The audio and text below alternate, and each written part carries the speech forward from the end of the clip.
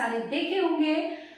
तो पिछले मैंने आपको शब्दालंकार बताया था, अर्थालंकार में बता रही थी, एक दिन मैंने उपमा बताया क्योंकि वीडियो लंबी हो जाती है, और इसके बाद मैंने रूपक और उत्प्रेक्षा बताया। और आज मैं बचे हुए अर्थालंकार के तीनों अलंकार बताऊंगी, क्योंकि उपमा, रूपक और उत्प्रेक्षा और अतिशयोक्ति ये 4 अलंकार 8th और 9th के कोर्स में है।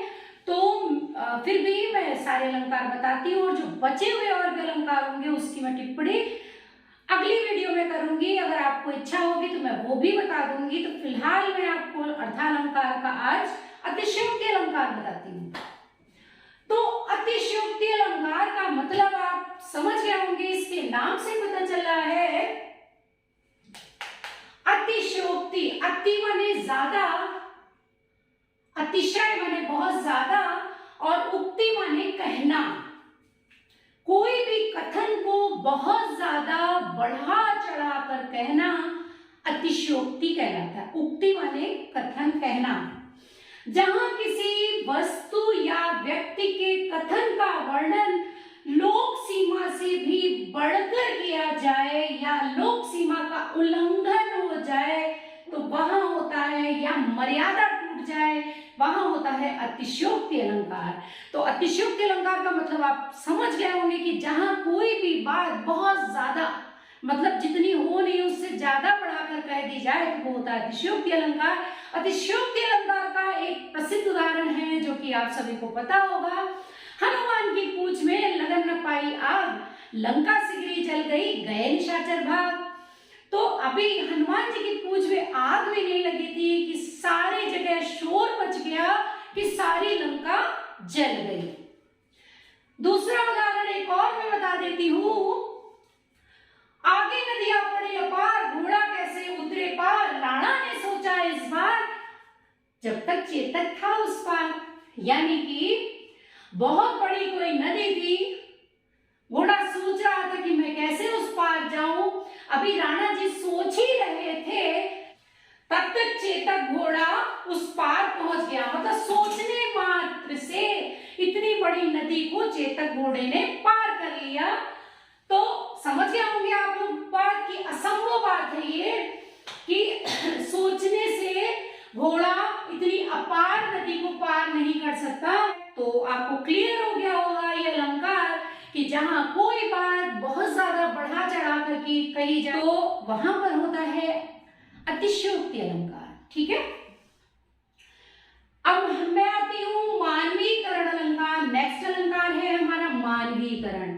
तो मानवीय से भी देखिए, मैंने आपको पहले भी बताया था, आप अपने मास्टर खुद बनिए। तो मानवीय जैसा कि नाम से पता चल रहा है, मानव से बना हुआ है। ठीक है, मानवीय, इसकी मीनिंग पहले समझ लीजिए कि जहां प्राकृतिक वस्तुओं जैसे पेड़ पौधे, बादल आदि में मानवीय भावनाओं का वर्णन हो, जहां प्राकृतिक चीजों में मानवीय मनुष्य की भावनाओं का वर्णन हो, वहां होता है मानवीय अलंकार। यानी कि फूल का हंसना और बादलों का रोना। तो बादल कभी रोते नहीं है, बारिश होती है, और फूल का हंसना यानी कि फूल खिलता है। तो आप समझ गए होंगे मेरे कहने का मतलब। मानवीय अलंकार कहाँ होता है, जहां मनुष्य की चेष्टाओं के बारे में प्रकृति के उससे कहा जाए, यानी कि सीख को सजीव बताया जा रहा हो, वहां पर होता है मानवीय अलंकार, मानवीकरण अलंकार। तो देखिए मानवीकरण को, फूल हंसे कलियां मुस्काई। फूल कभी हंस नहीं सकता, कली कभी मुस्कुरा नहीं सकती। ये जो चेष्टाएं हैं ये सिर्फ मनुष्य ही कर सकता है। तो ये मनुष्य की चेष्टाएं, इस वजह से यहाँ पर मानवीकरण अलंकार है। ये क्रियाएं मनुष्य ही करता है, प्रकृति नहीं करती है। ठीक है, इसलिए यहाँ पर मानवीकरण अलंकार है। दूसरा है मेघ आए बड़े बंठन के संवर के। तो आप लोगों ने 9th में ये पोयम पढ़ी होगी। 9th में ये पोयम है सीबीएसई बोर्ड में, मेघ आए बड़े बंठन के संवर के। तो बनता संवरता कौन है, मनुष्य। यहाँ पर बादल के लिए कहा जा रहा है कि बादल सज धज के संवर के आए हैं। ठीक है, तो इस वजह से ये मानवीकरण है। एक और उदाहरण देखिए, कलियां दरवाजे खोल खोल। कली दरवाजे नहीं खोलती है, कली क्या होती है, खिलती है। जब झुरमुट में मुस्काती है, झुरमुट यानी कि कोई झुंड हो, वहां से कलियां धीरे धीरे जब खिलती हैं, उसका वर्णन है। और दूसरी तरफ मुस्कुराने के लिए कहा जा रहा है, तो ये मनुष्य की क्रियाएं हैं, इस वजह से यहाँ पर मानवीकरण अलंकार है। नेक्स्ट आते हैं हम अन्योक्ति अलंकार पर। अन्योक्ति, जैसा कि आपको नाम से पता चल रहा है, अन्योक्ति, अन्य माने दूसरा, उक्ति माने कहना। यानी कि अगर हम किसी बात को किसी मतलब सामने वाले के लिए कह रहे हैं लेकिन अन्य को लेकर कह रहे हैं, तो वहां पर होता है अन्योक्ति अलंकार, जहां उपमान के वर्णन के माध्यम से उपमेय के बारे में कहा जाए, बात सीधे साधे ना कहकर किसी के माध्यम से कही जाए, या जहां किसी व्यक्ति या वस्तु को लक्षित कही जाने वाली बात, मतलब हमें कहना तो किसी और के लिए है और हम कहे किसी और को रहे हैं, समझने वाला अपने आप समझ जाएगा, तो वहां होता है अन्योक्ति अलंकार।